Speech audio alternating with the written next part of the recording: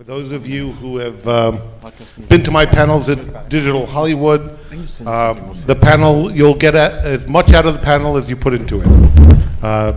The best panels are the ones where I have to do the least amount of work, because I know the questions, and I know a lot of the answers, but what I don't know is what you folks are interested in. So the more questions that come from you folks to our panelists, you have a great opportunity here to, this microphone, hello? Yeah. You have a great opportunity here to ask some of the leading experts in the country, if not the world, about the issues that are pressing in your business lives.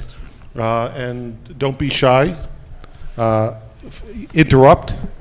Raise your hand so I can see that you're interested in having a question answered, and we'll go from there. I don't believe in a lot of PowerPoints or presentations.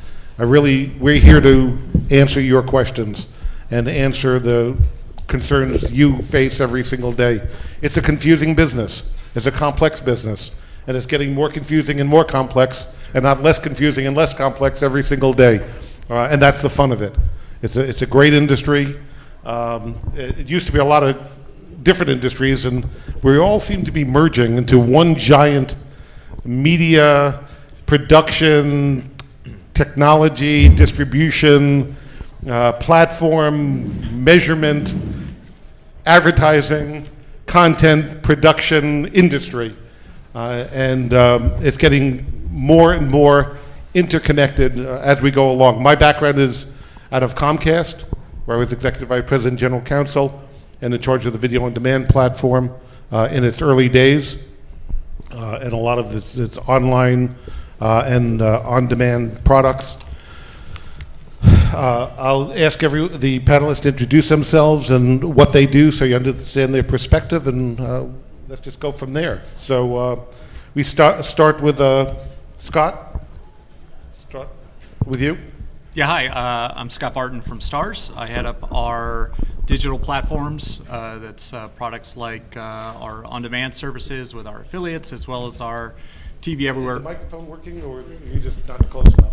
Is that better? Better? No? Test? No? Check. Check. These are working. Yeah. Can you check the microphone? Yeah, This okay. one works. You sounded. Does this one work? Yeah. That definitely sounds Okay. different. You want to share? Sure. It's a big room. That's going to be very sweet to watch. It's all for you.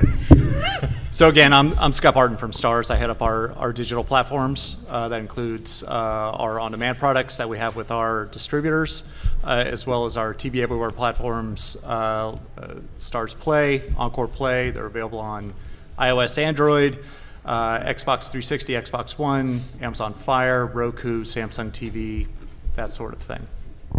Lisa. Lisa Meyer, Time Warner Cable Media Sales.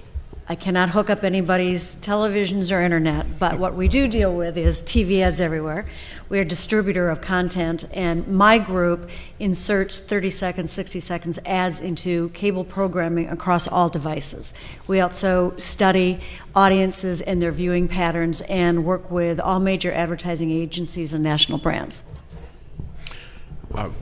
I'm Jason Henderson. I'm an attorney and a senior contracts manager at Dish Network with video entertainment and marketing. That means I basically I negotiate deals, I run interference between various executives and various lawyers and stuff like that. And I have, on the side, I have a new book coming out in about a month and a half from Kevin J. Anderson's Wordfire Press. It's going to be the long-awaited sequel to Shakespeare's Macbeth called The Iron Thane. So you heard that here first. It's the long-awaited sequel to Shakespeare's Macbeth. So, David.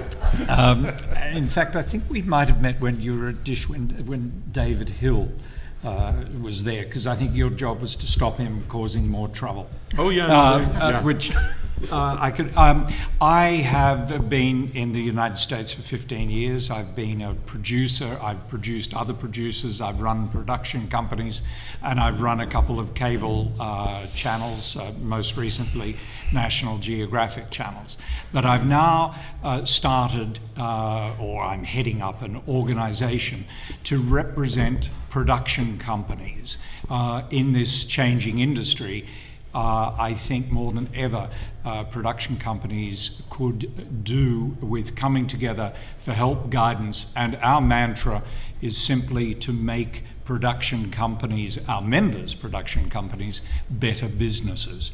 And so something like this where we look at production and monetization is something that I think we're all struggling with, and I look forward to being here today.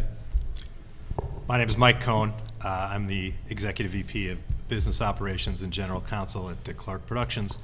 I've been in the TV business for almost 25 years, first with Sony Pictures and Sony Pictures TV, and then with the Game Show Network. And I've been at Dick Clark now for almost 7 years. I participate in and supervise all of our deal making and oversee some of the other administrative departments at Dick Clark. So I always start my research at home because I subscribe to everything and I have every device somewhere in the house. So we get a chance to play with a lot of different devices. And I was telling these guys the other day, we were watching TV, and I'll plug, I think it was the Stars, some programming on our big screen TV. And at the same time, my son, who's 22, was on his Kindle Fire doing something. And at the same time, my wife was on her iPad doing something else. And when I complained and said, if you don't want to watch the show, I'll turn off the TV. And I got no, what are you talking about? Of course we'll watch it. What are we learning about where the viewers are and what they're doing, and what the viewing experience is becoming? Because it's different than what I think what we all thought it was going to be when the proliferation of devices started.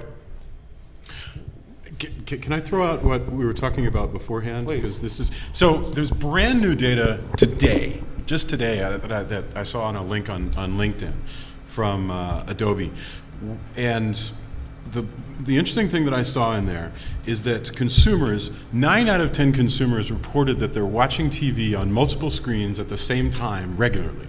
In other words, they're watching 2 shows. This show and they're also tracking something else, or this show and they're reading a Wikipedia article on it, or they're looking up something that they just thought of. So 9 out of 10 people are using multiple screens simultaneously, and that should not be a surprise to any of you. 40% of them report that this makes them upset. That's the funny part, is that we're all doing it and we are freaking ourselves out.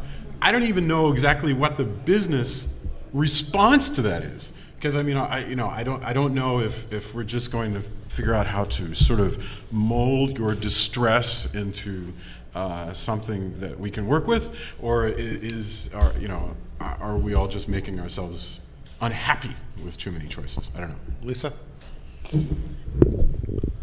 There are 2 words that I've heard across the conferences used, and we just used it again today, and that is monetization and go to the marketing divisions to get the funding for your projects. So what is important about that when it comes to the world of monetization and maximizing profit is that you're reaching potential consumers of products. It's because that there is a disruption in viewing, and which may seem chaotic, that leaves room for opportunity. And the opportunity has been in following the viewers across the devices, really studying and looking at the numbers of hours they are spending on the devices, but even more importantly than that, what they're watching. As an example, the average viewer today still spends 5 hours and 45 minutes watching TV. 15 minutes of that is online viewing, but the majority of that is on TV viewing. That translates to still 35 plus hours depending on the demographic that you're looking for.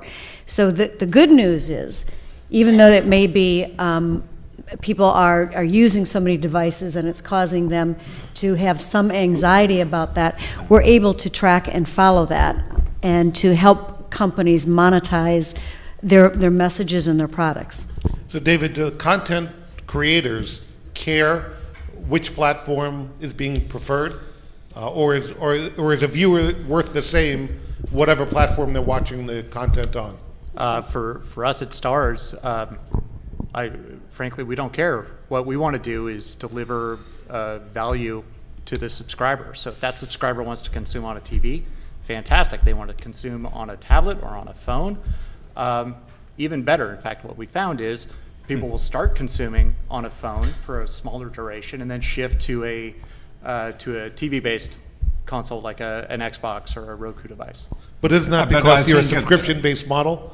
That's subscri- why you look, don't care. A subscription model, but I think producers now, or production companies now, need to be mindful of the monetization. And so I think while it may stroke their egos that all screens are followed by people who love their content, they've got to, and many are adjusting, they've got to look to see how each screen is contributing to the bottom line of the production of the show, working with great subscription models, but where that doesn't work, then they've got to look to second windows. They've got to be mindful of the international ramifications. They've got to, I think, be more agile than ever before. And in dealing with business and legal, they really need to figure out where the eyeballs are going to help their product. Well, look, for the U.S. business, the subscription model is something Stars has had from the very beginning. Yeah. And it's a very easy or simple to understand business and appears to be very successful for lots of folks. As we develop and create our original series, absolutely looking at ways to monetize that both internationally and on a transactional basis for platforms like EST, things like that. So I think your point's valid. And how about second windows? Given that you're a SVOD, are you very happy to say that's the beginning and the end of everything in the United States, or do you look for other windows in the United States at a later date? We've definitely licensed some of our shows to second windows to some SVOD providers. So But did you do absolutely that looking and then everyone went, eek, a mouse, and ran back? not at all. No? No. Because a lot of people in the early days of, say, Netflix did a lot of that stuff, and then corporations have gone, eek, a mouse, and have run backwards again. I think you have to be very smart about how you do it. We've done it on a very small scale for very particular shows. But there's certainly opportunity there and something we're always looking at. David, when you said that people watch... Scott, by the way. I'm sorry, Scott. That's okay. I apologize. I'm so sorry. When you said that people will start watching a show are you describing where they get like a nibble of it, like a taste of it on the mobile device, and then they switch because they're like, oh, I'm ready to commit to this program, and so I'm going to switch to a bigger screen? Or does it have no relation in that manner? I'm talking specifically about things we see on our TV Everywhere platform, so on Stars Play. We'll see duration on something like a mobile device being much shorter than what you'd see on a connected TV or on a traditional set-top on-demand platform. So, but we are able to see folks who will come in and nibble on a show, especially around original series. We're seeing the original series drawing a lot of traffic, which is fantastic for brain attribution and really justifies the platform, I think. We'll see them consume a little bit and then go consume the rest of the show later, or a bigger percentage of it later. So not necessarily a shift in the type of content they watch on that device, but just the duration of that content on that device. So where does that take you, Lisa, on the advertising side? When it's not a subscription-based play, when it's advertising-based, do you care where they're viewing it and what the durations are? We're certainly mindful of the durations and totally concur with your data as well. That's exactly how they're using the smaller devices. That we call it snackable bits. Most importantly, we want to ensure that it's measurable and it's ad insertable. So we can follow the viewer across device, across network, across day parts that they're viewing. But knowing that it's good information to be able to share with marketers, whether it's films or networks or cars or politicians. It's good information that they need to know as they are developing, whether it's short form or long form, which device it's going to run across. Question. And this may be for everybody, probably specific to Lisa. Does, more importantly, do we value the viewer more on a different device? Does the advertiser value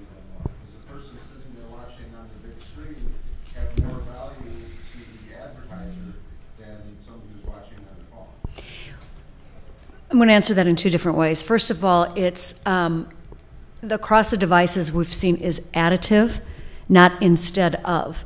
So if you are an advertiser, you care about the numbers of people that you're reaching, and especially the characteristics, then moving on to the characteristics of the people that you're reaching.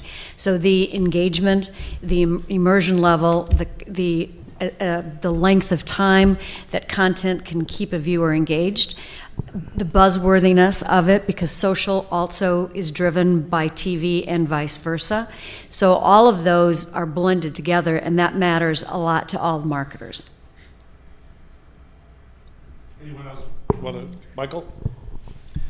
Well, I think for us at Dick Clark, a lot of our content, the vast majority of it is really television focused right now. We produce a lot of specials, a lot of big specials, things that people tend to watch on a big screen or a TV screen.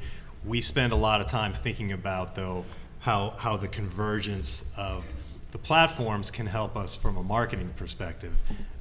We have an entire digital department, and most of their efforts are in support of our core programming, creating things for people to talk about that they first see in social platforms.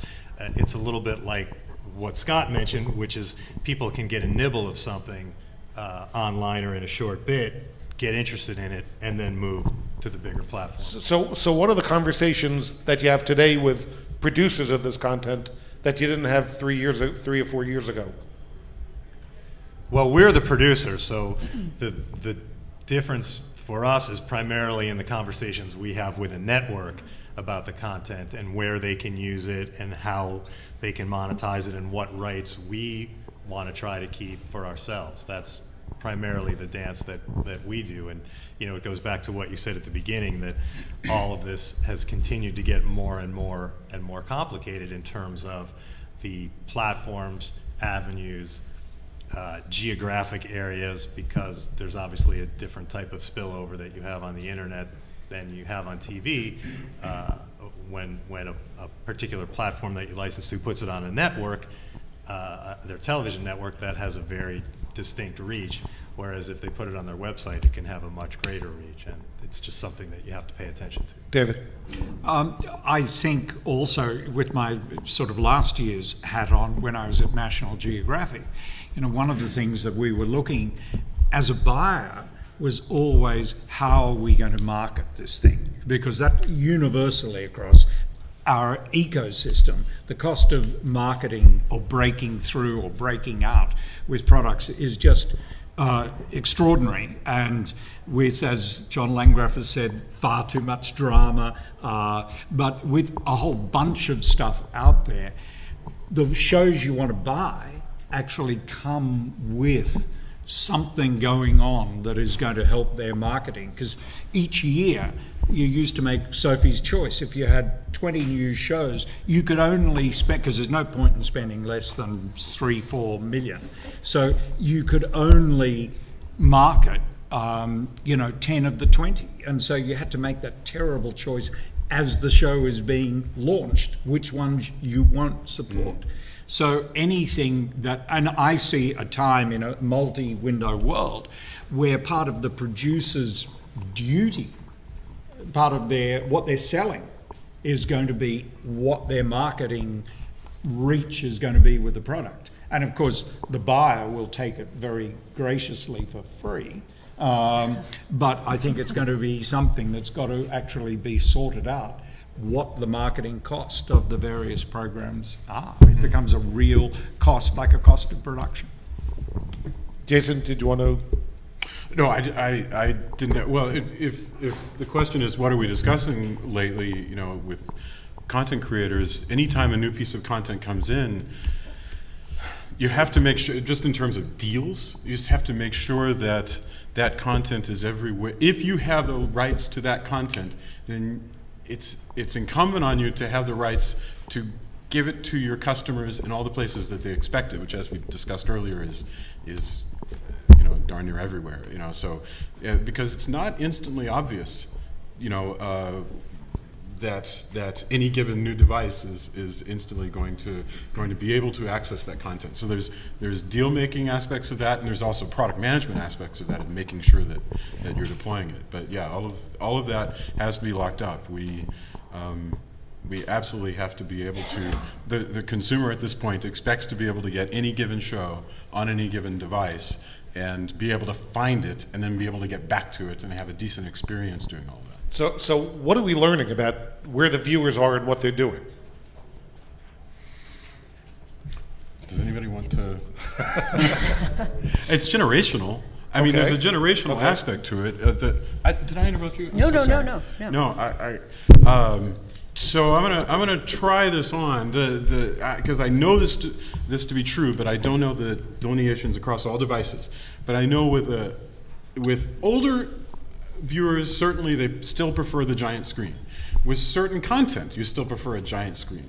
But I know that young people are often willing to forget nibble. They'll consume the entire program and then the next program on the little device. And and what I've never quite understood is when is that transition going to happen? In other words, when those guys turn 45, are they going to suddenly buy big TVs and watch, or are they going to stay on smaller screens forever? Or is it, is that a permanent shift? I don't know. It's also, if you think of other parts of the world, I mean, Africa is going to go mobile. It won't, become broadband. And so if it doesn't exist in mobile, then it's going to have a problem in Africa. And so there are different parts of the world that are going to have very different experiences. I'm fascinated that the idiosyncratic fellow who runs Red Bull has decided to launch Red Bull channels around the world. And I thought, What's on the Red Bull channel? Red Bull type stuff. Big, loud, adventurous people jumping Extreme out of sports things, and- over things, under things, holding their breath for longer than you thought possible. You holding your breath for longer than you thought possible while watching them. And I thought, so this will be an over-the-top experience everywhere in the world. I think it's 100 and something channels he's going to launch. In fact, only 17 are going to be broadband, because he just said the broadband's not good enough in most territories. He's doing a lot of satellite. He's doing and looking at also just going totally sort of handheld in some areas. But it's certainly in different parts of the world there are different requirements. So I can give you some numbers if you want to look at some numbers for, and this is always striking to me because there are so many different devices and channels, as you're talking about, and ways to consume video.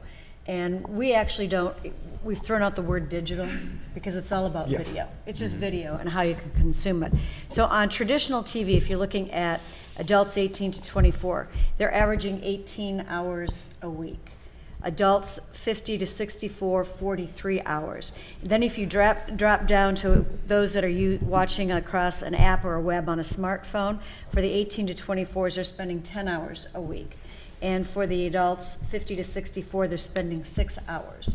So it's still a phenomenal amount of time on traditional TV. It's where Which, the by the money way, is. for marketers is good news. Now, you were talking about finding efficiencies and looking for effective reach and effective frequency, meaning that you're not marketing at the same place and reaching the same viewer. Now, the good news is that there are efficient ways to use the data across all the devices and the measurement that we're getting, which is the most key, to more effectively manage your marketing and your profitability and the monetization of your products. Yeah, I mean, that is the sort of hidden, having just agreed to ditch the word digital, one of the hidden benefits of digital are the analytics that will Yes. flow from it. Yes. Which, God bless Nielsen, as we know, they're marvelous people and we've all paid them millions of dollars over many years for very inefficient data. But the promise of digital is that the data that comes back is ever so much better than we've ever had before. Yeah, it's too bad the NFL guy isn't here. Now I will find out why I can't get NFL Network through my Time Warner subscription on mobile. But this He knew you were here. As soon as he found out you were here, he turned at the door. You have to have a Verizon phone. I do have a Verizon. I get it. But obviously the NFL is the greatest reality show on TV and the last true mass viewing experience. So for those of you that deal with live sports, especially the NFL, what do you think is the place of live sporting events like this in mobile space and on all the other platforms? I'll throw the ball to Dick Clark Productions, because Dick Clark Productions do a great number of live event award shows. And everyone goes football, but you know, award shows, that there's life in those little puppies. Yeah, no, I'm not certain it's quite accurate to say the NFL is the last place to amass a big audience, but they certainly amass a huge audience consistently. There's no question that the NFL, from a sports perspective, has taken the lead in that. If you look at, you know, World Series viewing, if you look at NBA playoffs viewing, if you look at any of that compared even to NFL regular season viewing, you see it pales. But there are still big television events and the occasional big series like Empire on Fox, which do very well and do amass a big audience. I'm not sure that I can sort of speak to what the future is for the NFL on various platforms, but I noticed the other day that they're advertising a game that they're streaming on Yahoo, I think this week, and I think it's the first time they're trying that. So we may have more data on that in the very near future. The other thing I wanted to throw out is I have my own little focus group at home, having an 11-year-old son and 14 and 16-year-old daughters who provide me with no end of information about how they consume media, from my son, who could sit on his computer and play video games literally 24/7 if we let him, to my daughters, who now with their Netflix subscription on their laptops walk around the house, into the bathroom, in the bathtub, anywhere they are with their laptop. And the interesting thing is the things that they're watching. Yeah. They're watching things like Grey's Anatomy and Friends. My 14-year-old daughter just completed all 11 seasons of Friends on her Netflix subscription. And she's moved on to, believe it or not, that 70s show. And I think one of the ways it's happening is because those platforms provide recommendations, they steer you toward things, they have this giant library. It's, almost everything that's happening in this business you can analogize to something that happened in the traditional media world. It's not dissimilar from going to the library, and trying to decide what book you're going to pick out. There's how many thousands of books in your local public library, and yet you have to go in there and pick out what book you want out of all those thousands of volumes. Well, and how do you do it? You do it by, well, here's an author I've liked before. Yeah. Here, just like you would on television, here's a producer or here's an actor I've liked before. Before, when we were talking about this, I thought about the multitasking. When I was a kid, obviously there weren't any computers to distract me from the TV, but I sure would be on the phone talking to my buddies if there was a game on. Yeah. So, I don't know that our desire to do as many things as we like to do at the same time has changed that much, as it's just a little bit more available, and Yes. it's a more modern version. TV existed to help you do your homework. There you go. Yes. Have you ever experienced, though, the thing where The Onion ran an article about a year and a half ago where they said that Netflix was going to start offering an all browsing option where you would entertain yourself by spending 45 minutes just looking through title after title after title, and there is. Isn't that what we do now? That is what we do, and it's so frustrating because it's like, oh, I have a conference call in 45 minutes. What can I watch before then? And then I spend the whole 45 minutes going Magnum PI, Friends, I absolutely believe in the abundance of choice, but if we don't crack discoverability so that it could tell me you really want to watch Magnum PI, I'm going to continue to distress myself with all these different choices. But just adding to that, I think you're spot on there. I think content discovery is the biggest challenge we have today, especially as volumes get bigger. None of us have cracked it. Has to be simple, clean, intuitive, right? That's the key. And the question will be, is it executed by programmers? Is it executed by aggregators? Is something like universal search that'll be app-based or something like what Apple TV is proposing, is that the solution? But I think you're right. Today it's kind of a mess, and recommendations only go so far. And I think they're going to have to shift and to be more socially focused and make it more of an experience and less of a passive discovery process for the individual user. How do you, can I poll the group? And I'd love to poll the audience on this as well, because I'm really curious.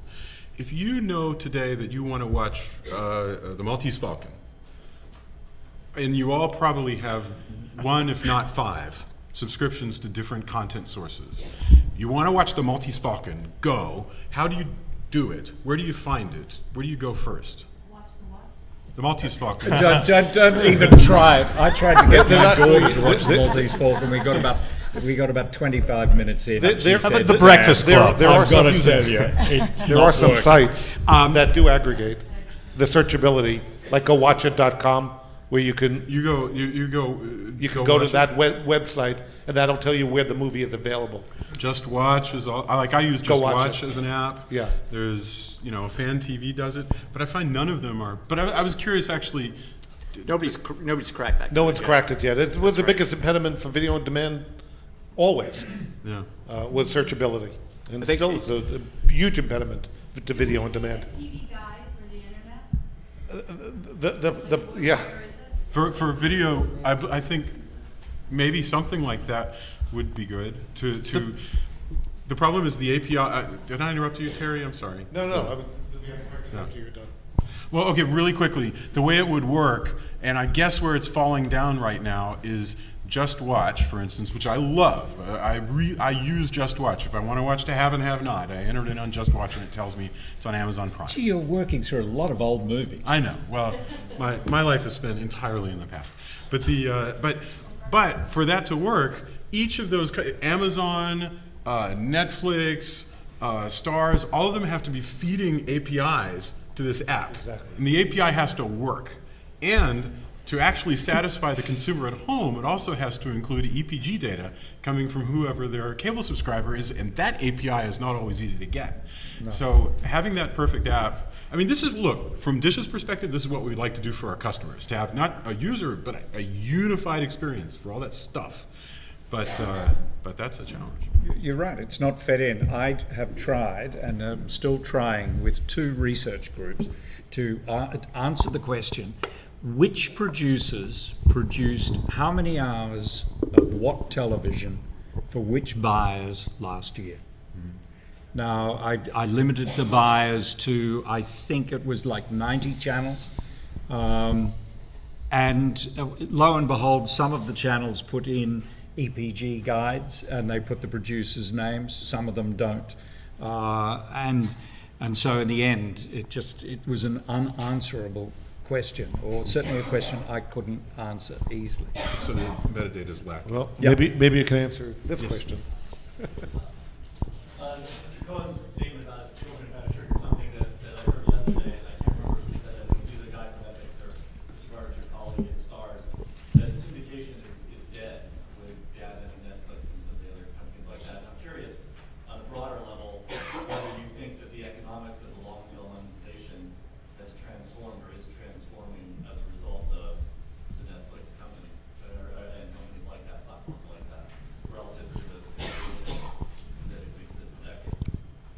You're thinking of primarily rerun syndication as opposed to first run. Exactly. And that long tail, which accounted for whatever portion of the pie of a show, how has it increased in importance? Are there more people that push towards that? How does that change the economics of how producers think about the value of that?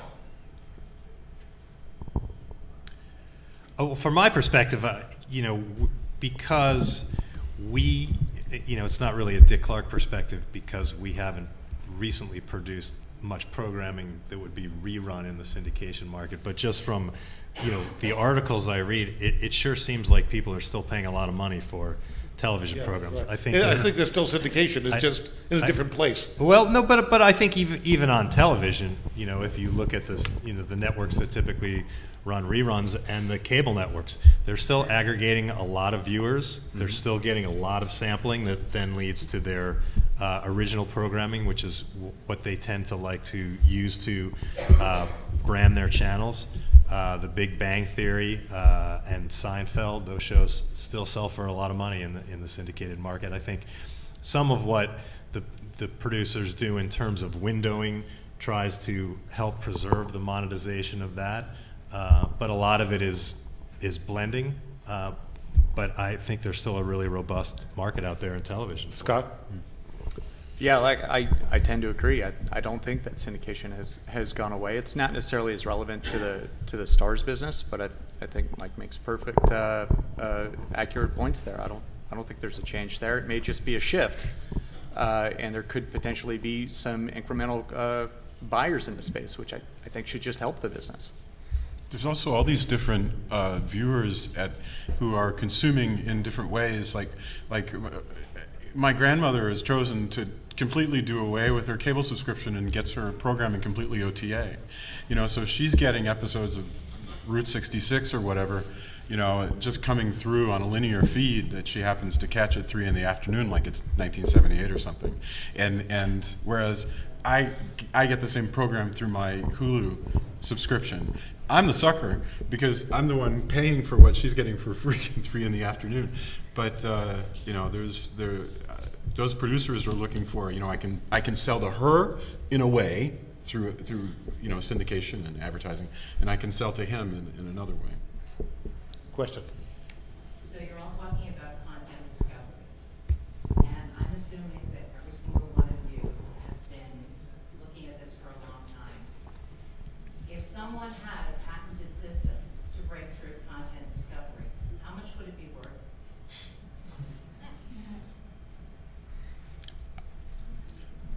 It's a lovely question. Well, everything has a business case, right? So I don't know what the answer is, but I could probably make a spreadsheet that could come up with one. I mean, I just... Well, and it depends how long they can protect the patent and where the copycats came from, etc. But a lot. A lot. But then, part of the business plan would be they'd have to sell it for the right amount of money. So if I buy it for $10 a year, lots of people will. If I've got to pay $500 a year, virtually nobody will. So, No, it's corporate. A consumer doesn't buy it, a corporation buys it. How much would that be worth to Stars? Really? Look, it's a fantastic question, and I think this is something that lots of folks are trying to solve, be it a fan TV, I assume Tribune and Rovi are trying to solve this problem. Mm-hmm. Yeah. Apple TV has announced that they're trying to solve this problem with their new rollout. I think that comes out next week. Xbox has a universal search type execution. Roku has a universal search. Google trialed it. I think TiVo's announced it. Right, so I think folks are struggling here from Stars' perspective. It's a little bit of a double-edged sword, right? So I see a lot of value, especially now in brand attribution, especially around original series.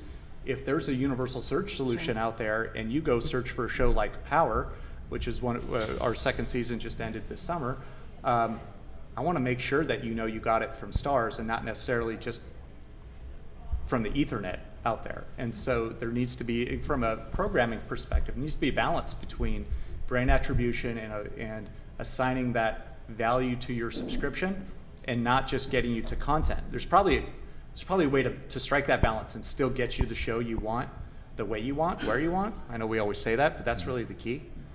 So it just depends on how it gets executed. So I would pay more if there was brand attribution, to answer your question. But that could be pitched. I mean, like anything, it can be pitched, but technology gets sold to companies, and like depending on the model of the company, like Dish's interest is in growing the value of your subscription, so we keep you as a subscriber. And so we do that by trying to improve the experience all of the time. So technology that helps to improve the experience is always worth looking at, and I know that's probably what everybody would say. I mean, I think that's what TiVo tried to do in its discoverability and preference. It's what Google tried and failed, and they're Google. Yeah. I mean, they're yeah. Questions? How has this impacted the availability of money? We've talked about the end user side, the advertising side, the production side, but we haven't talked about the money side. People who want to invest in content, produce content, how is the proliferation of devices, how is the viewing experience, how is that affected, if it has, the availability of money to produce this content? Because it's a very fractionalized market now. And is the case the same today as it was 5 years ago, or is it a much more complex case for investors?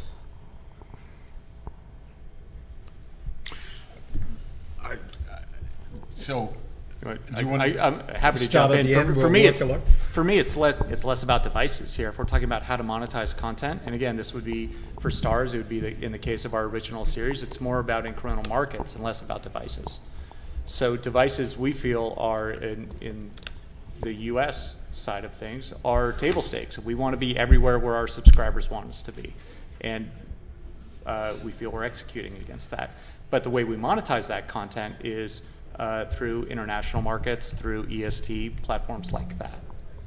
But that discoverability, I keep what popped in my head while you were talking about putting up. If you're talking about money to produce the content, Yes. like whether something's worth the investment. Yes. Boy, it's getting more and more risky, right? Yeah, Because that's what I'm getting at. I have a 10-year-old who divides her time evenly with a sort of bizarre obsession with 1940s radio and PewDiePie. Not like 1940s movies. Yes. Humphrey Bogart is the no wonder common theme. No wonder you're steering her toward the Maltese Falcon.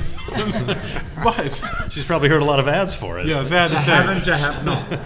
That's, but that and PewDiePie. In other words, it's radio, and she loves these these YouTubers who are playing video games and stuff. Now that stuff costs nothing to produce, or very little, and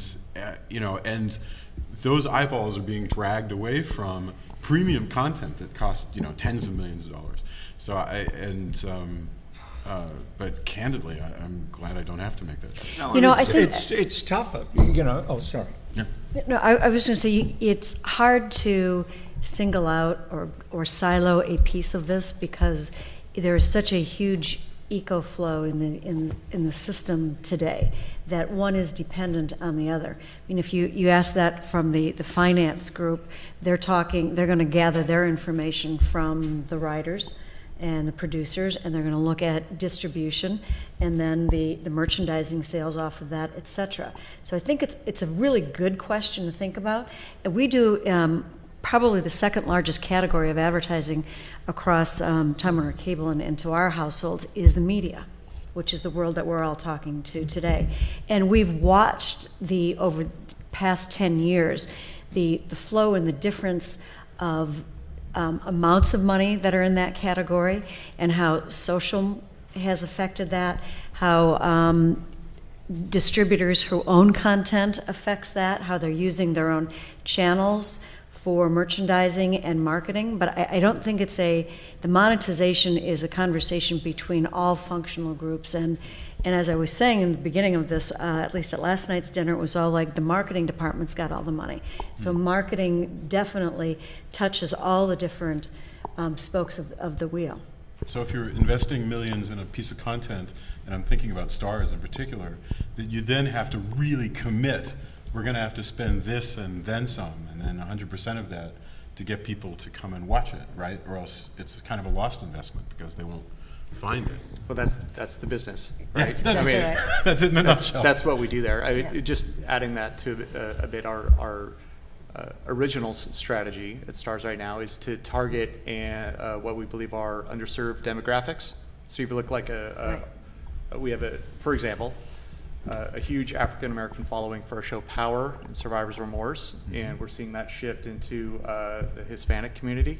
We have shows like Outlander, Flesh and Bone, and The Girlfriend Experience that are targeted at the female demographic that we feel is a bit underserved, especially in the premium space. That's a way that we try to single out and really focus our marketing spend.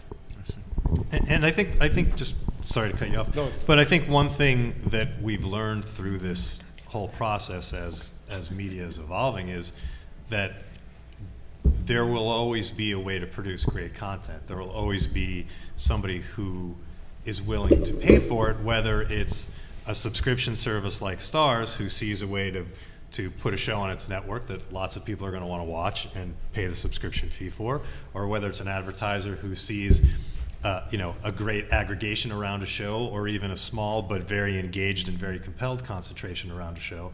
And as everybody's getting more facile with devices, and I don't mean people using devices, I mean the business community getting more facile with how they sell devices and monetize and measure and all that, great content is always going to be something that draws money.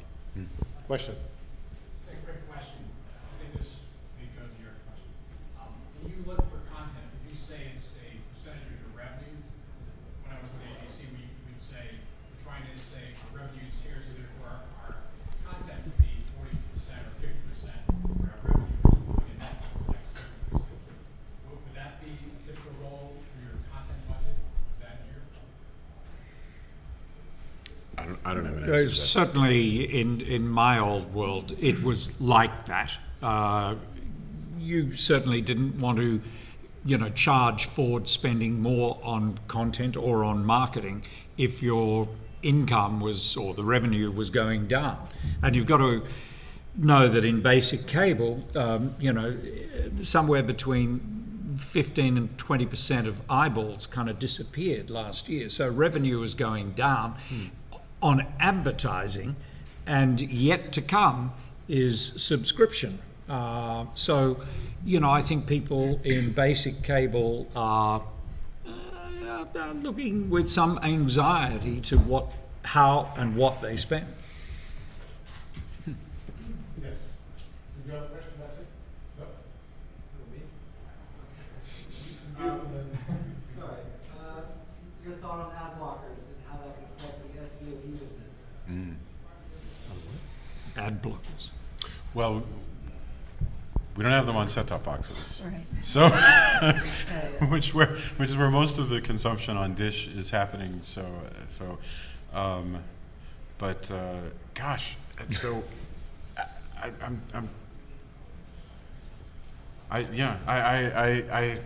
haven't formulated an opinion. It hasn't yet risen to the level of, you hear about it in the halls going, what are we going to do about people blocking the pre-roll on a Disney Channel show so far.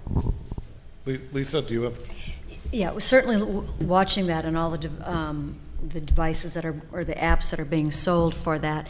Live streaming, again, set-top box, live streaming, it certainly does not affect that. Certainly the online, our brethren are very much concerned about that. And it all boils down to, again, the viewer's experience. And what, again, and I think that is more in the world of the online video than it is the television world that we're seeing today. I don't think that I know that, and that's the experience that we're having at Time Warner Cable. Question? Yes, I was actually curious to know about the relationship you guys may have with brands. I talked to a lot of advertising companies, and there are many ways now for the Starbucks of the world to spread the word about their own brand. And I'm curious to know in Stars, for instance, or Dick Clark, if brands are trying to get into the content, if hiding somewhere into the world that you are creating with your own productions. It's a bit outside my area of expertise, but it sounds like you're talking about some product placement type execution. I believe those conversations are happening, although I haven't seen us do it on a large scale. Listen, brands are very interested in aligning with places where eyeballs are. So certainly they're interested in television shows where they can make an impact in many different ways. So the answer is for sure yes, whether it's through the networks or through the programmers or through various online ways to align themselves with shows. For sure, brands very, very interested. And it's I wouldn't think of it as hiding. It's this is I think different than 1970 where somebody just sort of stuck a cereal box on a table. Yeah. It's a lot more sophisticated than that now, and it's open. And again, I think part of the story basically. What I found, maybe, and I may be wrong, but the brands are really wanting to be part now of the story that we're telling. Yeah, and look, the greatest problem with brands getting into the cable world used to be the ad sales department, who despised them because it spoiled them getting their bonus each year. Let's be honest. So that's had to change as the channels and buyers now have changed. No buyer will refuse a discussion where brands come into play. Now, they may decide, for all reasons, what they're willing to do and what they're not willing to do. And I think in the new roles for producers actually have to be, to some extent, willing to engage, just as they have to engage in where the money comes from. They should engage with brands that are wanting to find producers who can make content that feature the brands. On the other side, another viewpoint on that is, in talking to national brands, even regional brands, they are much more interested in producing their own branded content. Certainly, looking for content opportunities has been a very large business, and that is certainly different than my world, as you're suggesting. But in talking to national brands, and Starbucks is a good example of that, telling their own story is becoming more and more important to them. Then in the way that they are crafting their messaging is becoming more and more appealing to consumers, as opposed to a price item ad. So we're seeing very much a trend to what you're talking about, but they're creating their own branded content and placing it in different areas, certainly still using big television screen devices, but also very much taking into consideration the social mediums as well, and how their branded content can relate all the way through the ecosystem and the different funnels, where people are actually being able to get that branded content. Are you talking, when you talk about making their own, are you talking about like I know that there was an insurance company that was creating a romantic comedy that where the main character was one of their insurance agents, and they were selling it into VOD in some places, and that sort of thing, where... Less about that and more about their own short form that they're using, whether that's a 30 or a 60. And then it's the creation of sequels of that storyline throughout that. So they're much more concrete about their storytelling. Or a 5-minute sort of backgrounder about how they see their brand. It may be just one core brand message that doesn't actually mention their name until 3/4 of the way through. So it's not a thinking like a traditional commercial at all. Although product placement is still, you can't watch Hawaii Five-0 and not realize it's a commercial for Chevy. But on like Ellen or on Stephen Colbert, he'll take a break, like the old days. He'll just take a break and go, by the way, just so you know, we are sponsored by Sabra Hummus, and talk about that. It's not even placement anymore. It's just he's stopping and doing a bit. What's old is new again. Yes. Yeah, he's Sid Caesar. Those who watch old radio or old TV shows, that's what they always did. Yes, ma'am. So I wanted to know what your challenges or experience was when not just addressing the domestic, like hybrid or bilingual, but also for territories outside the U.S. What are those challenges on not just the television, but on OTT and mobile, because they're more adopted to new technologies and so forth. So a lot of the millennials, for instance, in China are seeing House of Cards and Friends, and they're walking a lot of stuff into their lives.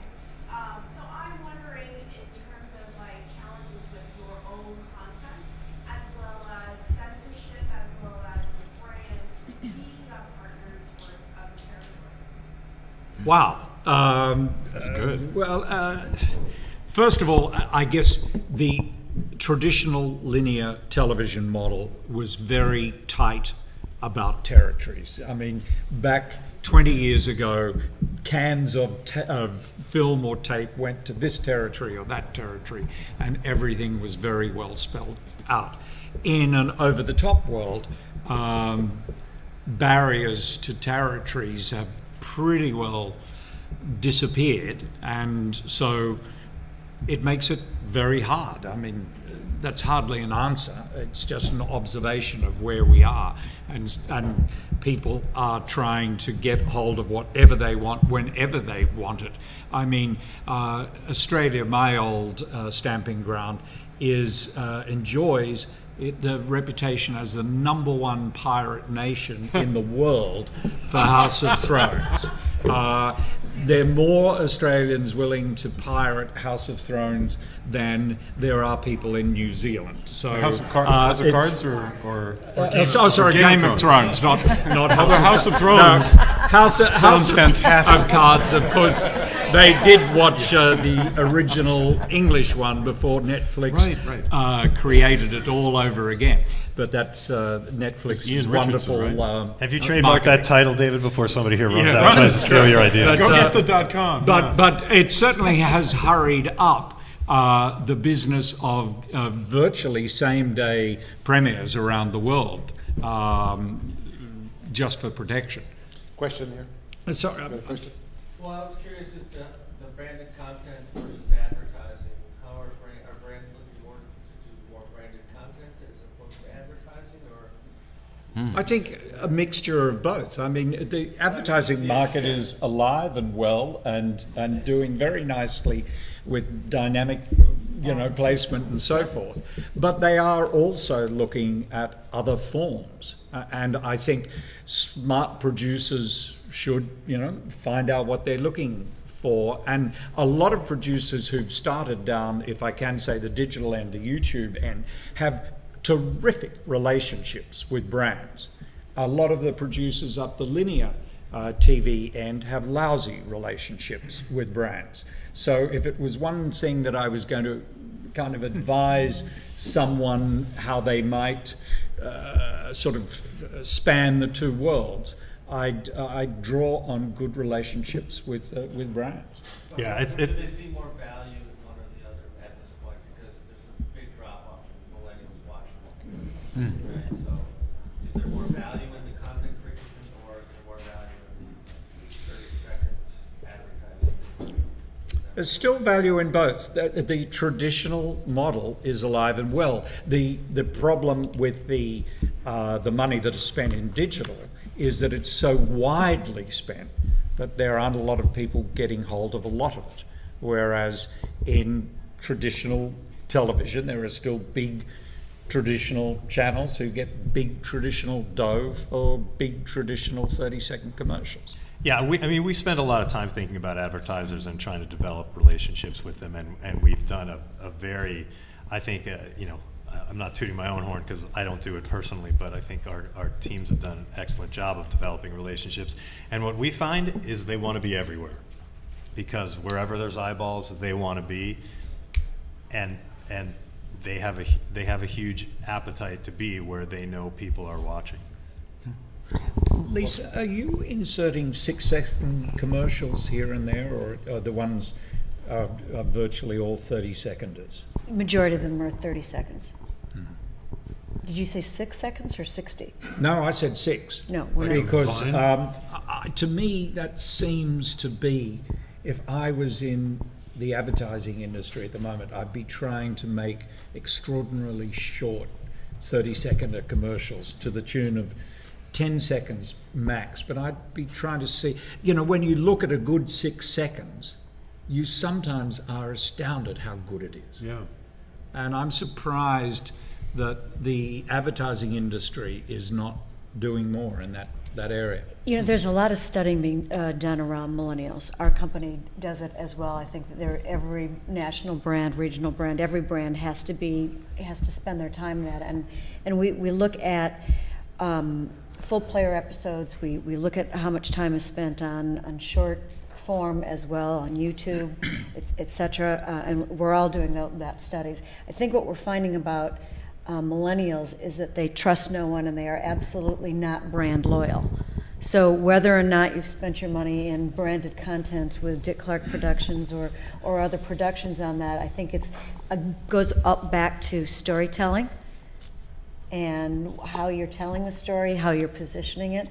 Because and again, we've said many across many different portions today, where they're talking about the millennials who will not even lift their heads up, won't even look at you. I mean, businesses across all sales channels, whether it's the advertising or the one-to-one relationship, have had to figure that out, how to tell their story on this screen so they can get somebody to look up and actually have an interaction with you.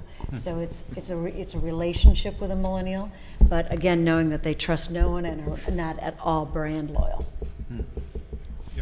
As a millennial.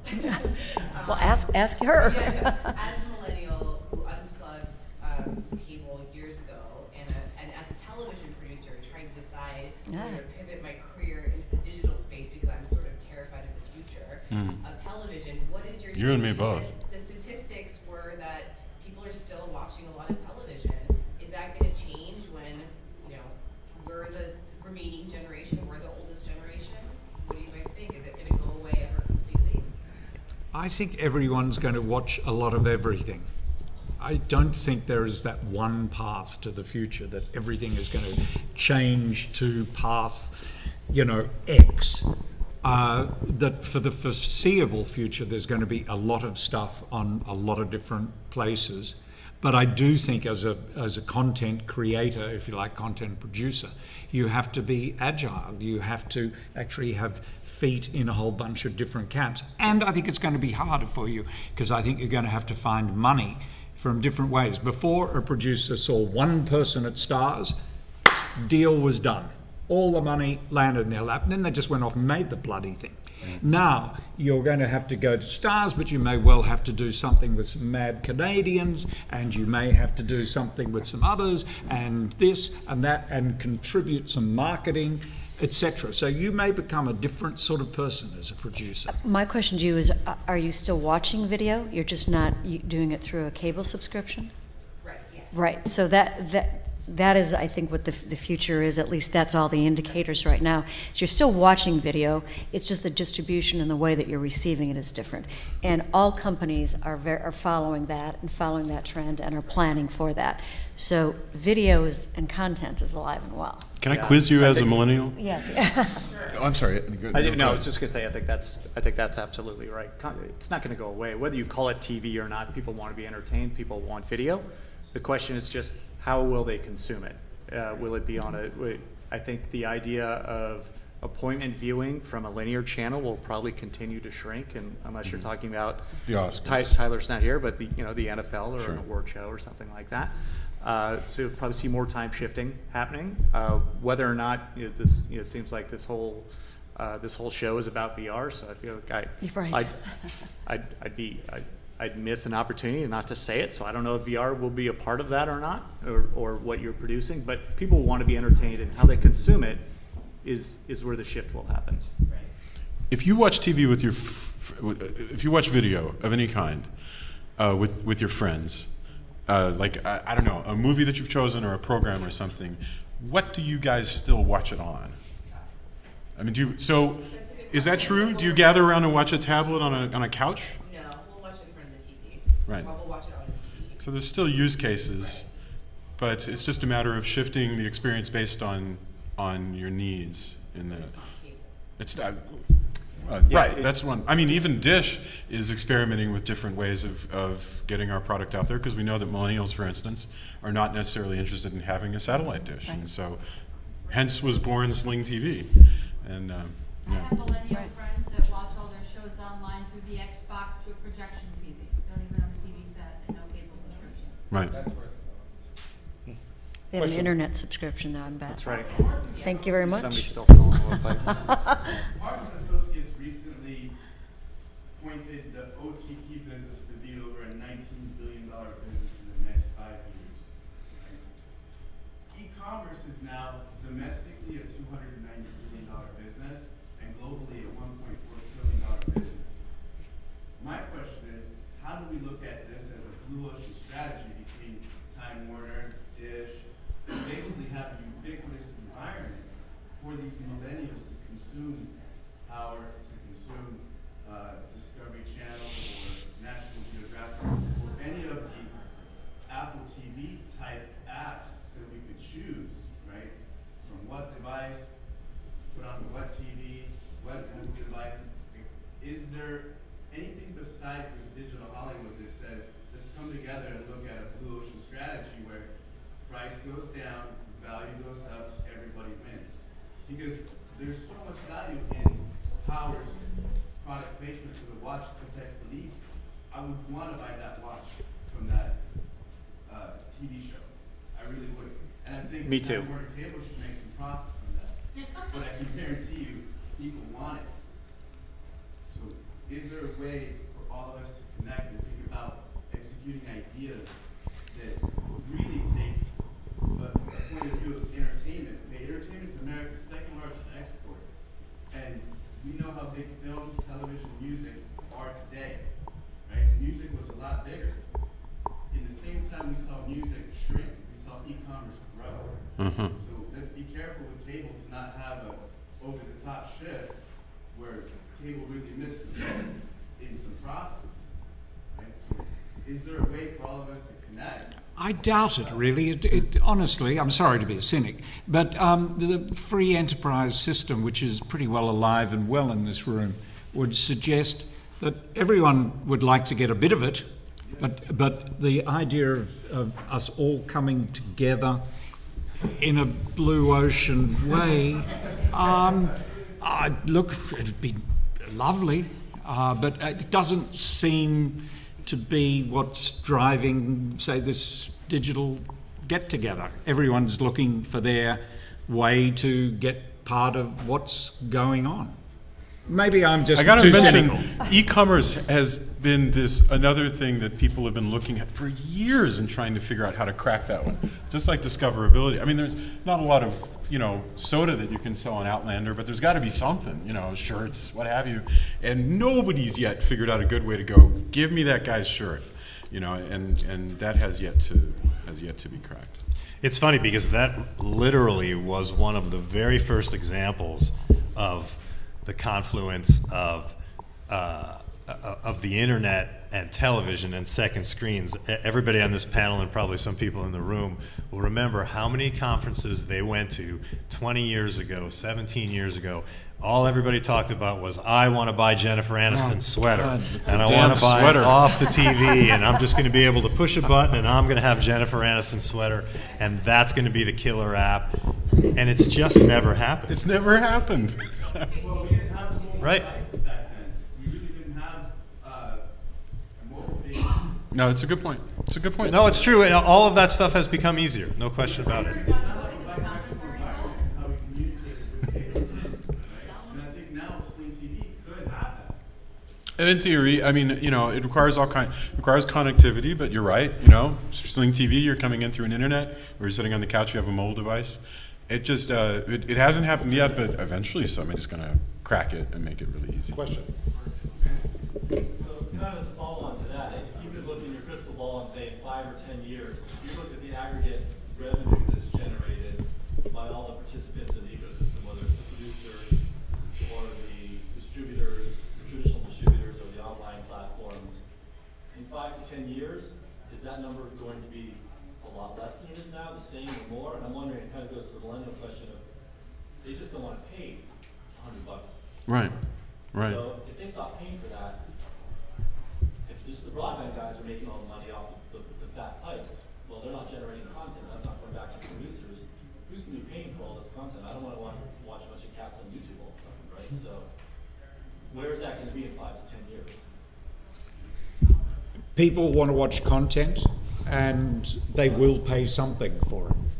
How they pay will be determined by the pipelines and so forth. Question. Yeah. So I still think there's going to be, sorry, I'll put my pitch in. I think producers will still do well making content, but they've got to be smart about new ways to make it and sell it and plan it and so forth.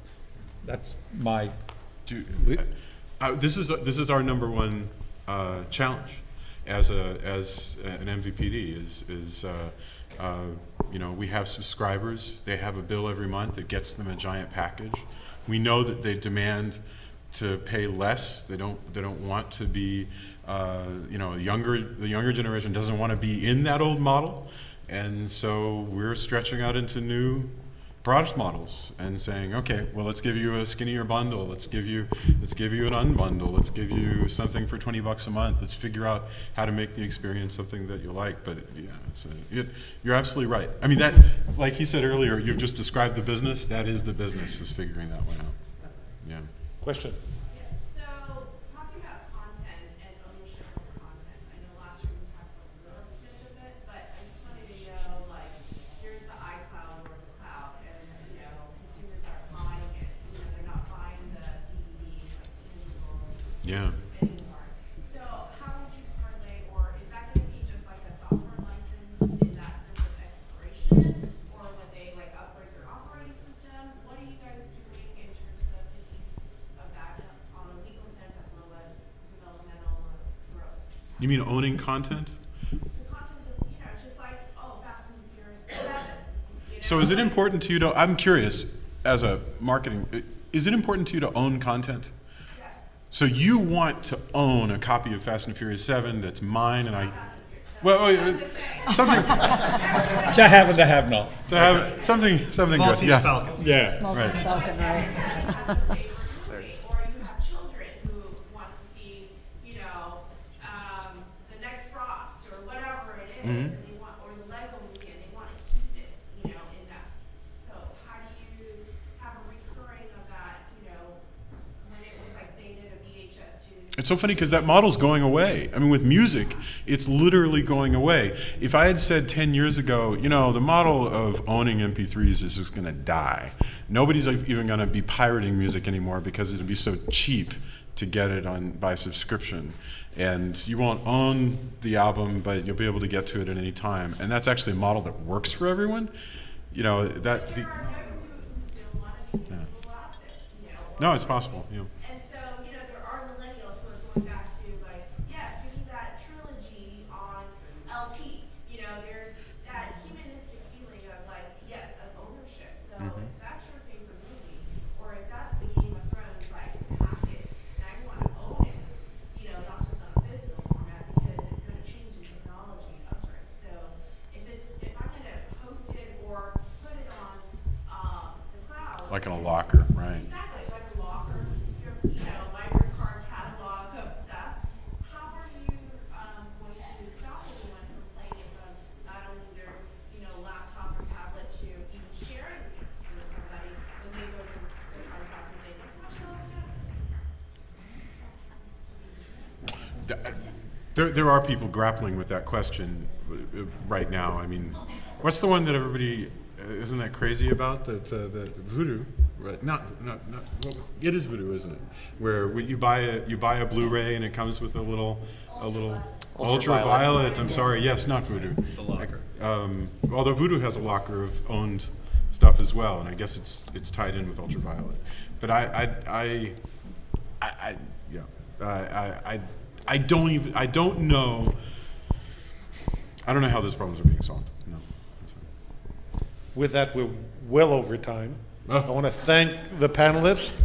Thank you guys. I didn't even have to be here. This was great. I'm sure they'll be happy to answer any questions you have if you come up. I am so sorry. Oh, it's okay. He started it. I'm so... He started it.